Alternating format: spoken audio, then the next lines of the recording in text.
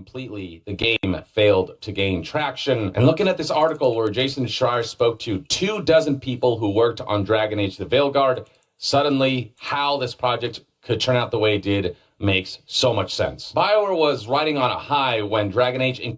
I don't need Jason Schreier. I already know they're trying to make a multiplayer game. It looks like one, it feels like one, it seems like one. Inquisition came out back in 2014. And then they do a U-turn, and then U-turn back, and U-turn back. You can see the back and forth on lots of things.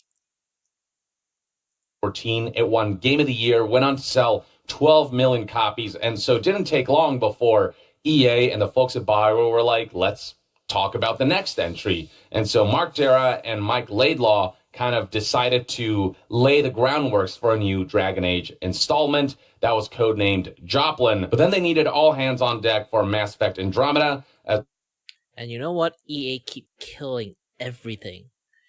I fucking hate it. It's like, here's the thing. Guys. Because of Anthem,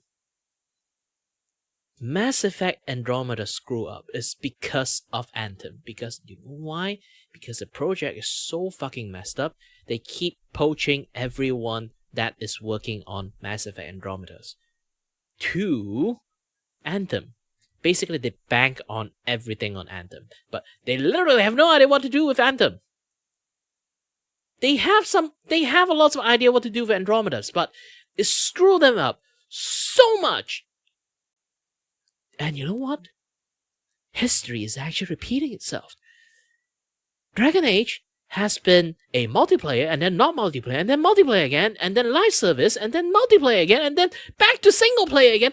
Motherfucker, they have like so like convoluted idea happening. And then, you know what? At the end, they still have to poach almost all available Mass Effect game developers back to fix the shit they caused. Again. I sure just hope, just have my finger fucking crossed, they don't mess with my Mass Effect boy again. Which 90% of people are not there anymore, so like original people who make Mass Effect. This made me so angry. Fuck you, EA. Fuck you.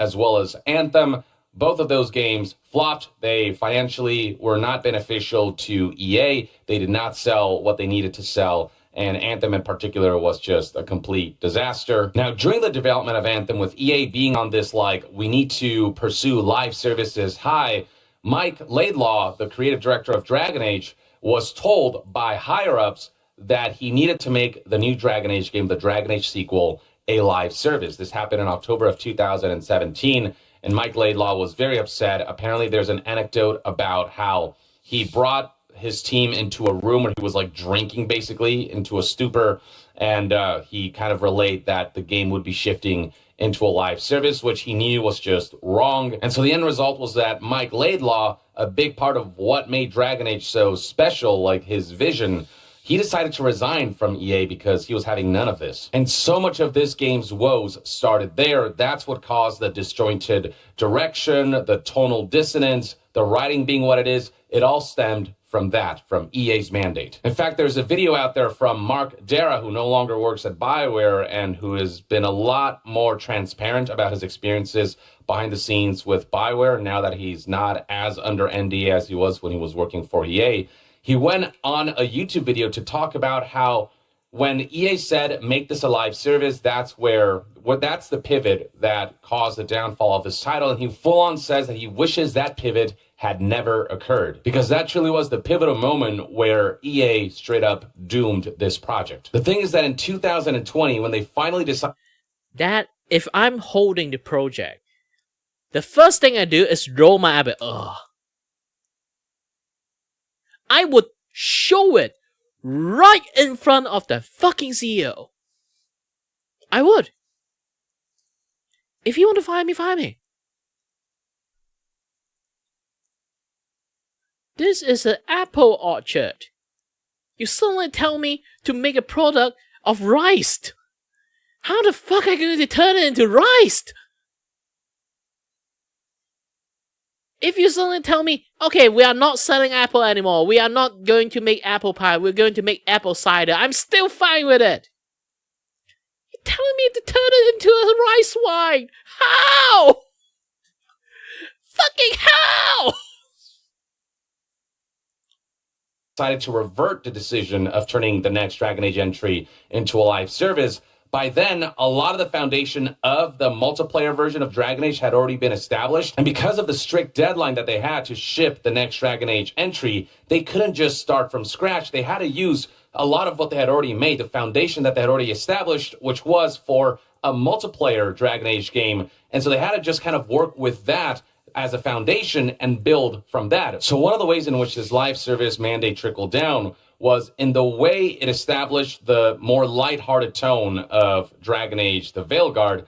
Because they were going for an online game, the new director for the game, who replaced Mike Laidlaw, former art director Matt Goldman, he felt like for an online game, he needed to kind of make the tone more pulpy, more lighthearted, and not stick to kind of the more dark fantasy kind of tone and atmosphere that older Dragon Age games went with. When you make something a live service, an online game, it's about trying to make it as mass appeal as possible, and he felt like a lighter tone would accomplish EA's goal of making this a highly successful live service that brings in tons of players. When you try to make something that appeals to everyone, you ultimately end up appealing to no one. What you end up doing when you try to appeal to everyone is you dilute a creative vision.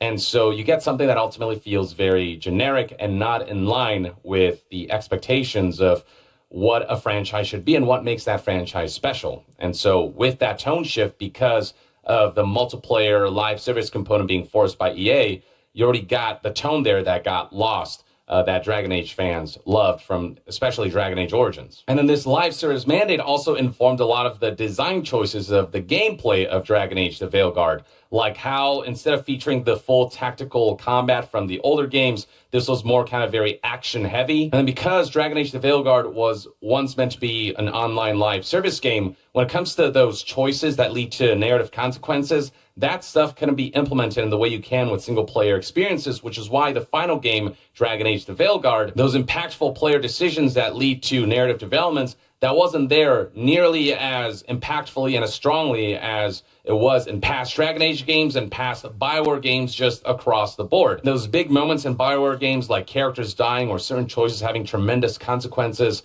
that couldn't be implemented into the multiplayer version of Dragon Age, that had to persist because the foundation was already there for what was originally supposed to be a multiplayer live service experience. And so they couldn't just shift all of that into what they could have accomplished if this had started out as a strictly single player RPG project. It's why mission design in Dragon Age the Veilguard suffered, and it felt like it kind of could belong in one of those multiplayer games where missions are meant to be repeated over and over and over again. It diluted the kinds of missions you could create. You have much more liberty with single-player experiences. The thing is, the BioWare team was given no time to do a full reset on this project so they could make the game that they truly wanted to make from scratch without all of this multiplayer Dragon Age stuff kind of bogging them down. They had to work from that. As Bloomberg put it here, typically this kind of pivot will be coupled with a reset and a period of pre-production, allowing the designers to formulate a new vision for the game, which is what this single-player Dragon Age needed,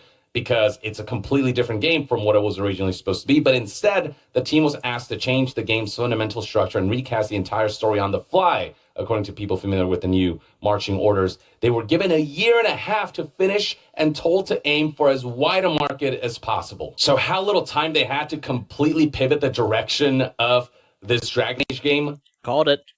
I called it before the launch. Before the launch. I knew it. This is why I don't like the game, even before the launch.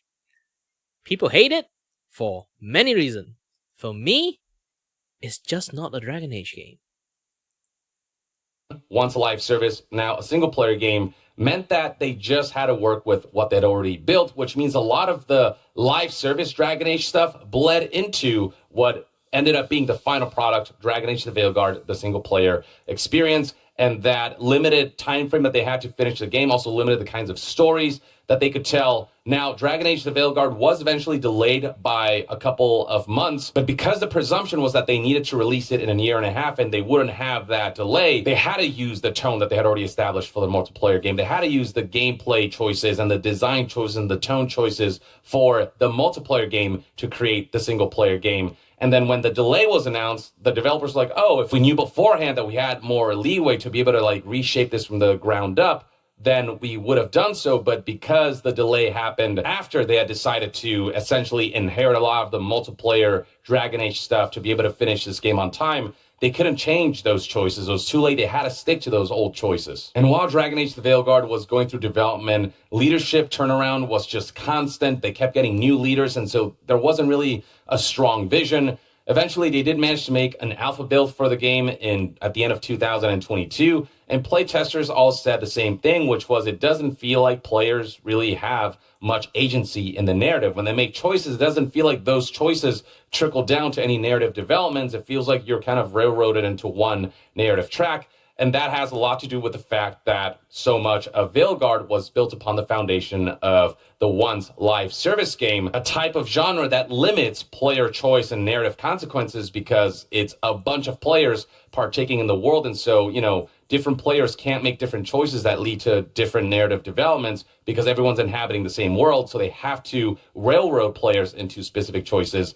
That was what carried over from the multiplayer Dragon Age game. That's why single player Veilguard, because it inherited so much of that, felt so lacking in those actions and consequences elements that BioWare is so known for. Then in 2023, to help finish Dragon Age the Veilguard, BioWare decided to bring members of those who were working on the next Mass Effect game into the development of Dragon Age. Fucking history repeat again! Why do you guys have to like do this dirty to Mass Effect? Why?